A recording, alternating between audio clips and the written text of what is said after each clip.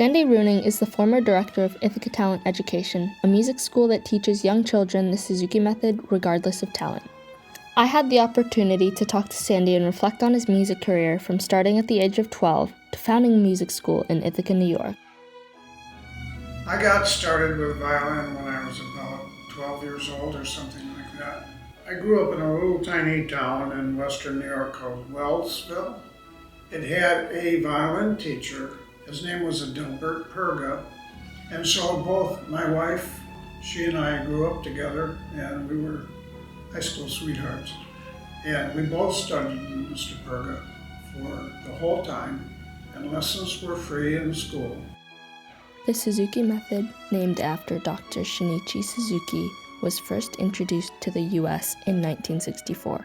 Dr. Suzuki has helped dispel the idea that one must have talent in order to learn music. The Suzuki method has revolutionized how music is taught to children.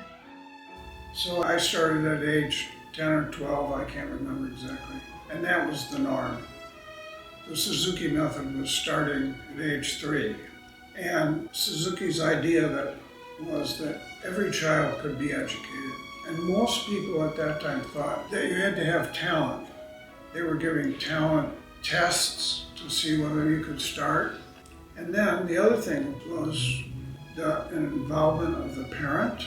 Of course, you can't just drop a 3-year-old off at a lesson and say, how'd it go? So the parent had to become the home teacher.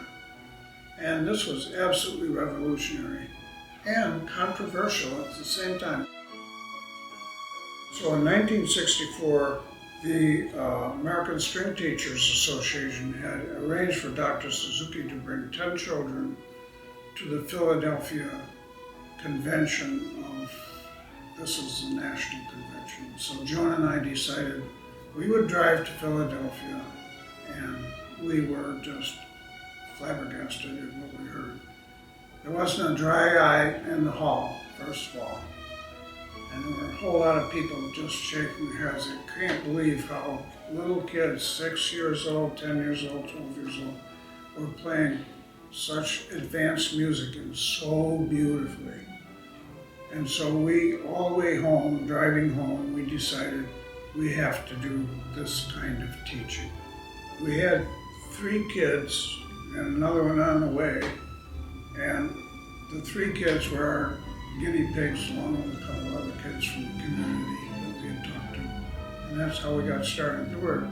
I think our beginning class was 7 children. One of the coolest parts about being an ITE is being in the tour ensemble. This is the story of how the first tour Sandy and the Heifetz Ensemble took came about. So in 1974, a pilot from Israeli Airlines ended up with 2 of his kids at our summer institute. And I started talking to this guy, and he said, why don't you bring some kids to Israel? We have just a small, struggling group there. We need inspiration. So anyway, in 1974, we took a small group of kids. So this became kind of a goal of mine, which had several facets. One was to help these programs in different places. One was to put kids together with different cultures, and one was to actually show kids there are other places in the world that are doing the same thing you are. So, like you went to where? New Zealand. New Zealand.